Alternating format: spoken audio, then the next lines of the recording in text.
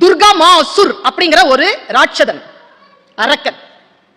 அவன் ஒரு காளி பக்தன். வந்து உட்காந்து தவம் செய்யறான். காளி வரா.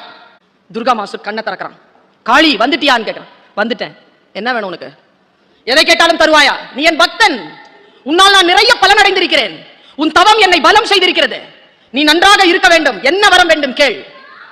அவன் சொன்னாங்க, ஆதி பராசக்தியை கொல்ல வேண்டும். அவ போயிட்டான். சீப்போன்ட்டு போயிட்டான். சொல்ல முடியாது போயிட்டான். அப்படிலாம் ஒரு மேட்டரே கிடையாது. ஆதி பராசக்தியை கொல்ல முடியாது, சக்தியை அழிக்க முடியாது. இதான் கான்செப்ட். அவன் கையை வெட்டி போடுறான். காளி மறுபடியும் வர்றா. சொல்ல முடியாதுங்கிறான். இருக்கு உபாயம் இருக்கு, சொல். இந்த கையை வெட்டுறான். அவ போயிட்டா. கழுத்தை வெட்டுறாங்க. அம்மாவால தாங்க முடியல. வந்துட்டா. என்னடா வேணும் உனக்கு? ஆதி பராசக்தியை கொல்லணும், உபாயம் சொல். காளிக்கு உபாயம் தெரியும். சொல்றா, ஆதி பராசக்தியை கொல்ல முடியாது, ஆனால் அவள் பலத்தை குறைக்க முடியும். அவள் பலம் குறைகின்ற பொழுது நீ அவளை கொல்லலாம். அது உன் சாமர்த்தியம். அவள் பலத்தை குறைக்கிறது மட்டும் சொல்லி தரேன்டான். சரி சொல்லு. சொன்னாங்க பாருங்க உபாயம். நீ போருக்கு அவளை கூப்பிடு, ஃபீல்டு கூப்பிடு, வருவா. எல்லார் முன்னாலையும் அவளை உனக்கு எவ்வளவுக்கு எவ்வளவு திட்டணும்னு தோணுதோ, எவ்வளவு அவமானப்படுத்தணும்னு தோணுதோ, எவ்வளவுக்கு எவ்வளவு அவளை பத்தி கெட்டதா சொல்லணுமோ சொல்லு. சொன்னா ஆதிபராசக்தி மிரள்வா. கெட்ட வார்த்தைகளை அவளால் தாங்க முடியாது, அவமானத்தை அவளால் தாங்க முடியாது.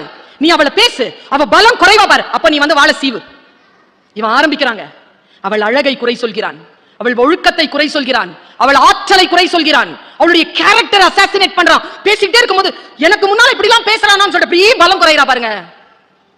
அவன் ஆயுதத்தை எடுக்கும்போது சிவபெருமான் வந்து தன் சக்தியை கொடுத்து ஆதிபராசக்தியை மறுபடியும் சக்தி பெற செய்து ஆதிபராசக்தி துர்கா மாசுரை கொள்கிறாள். துர்கா என்கின்ற பெயர் அவளுக்கு வந்து சேருது. இவ்வளவுதான் மேட்டர்.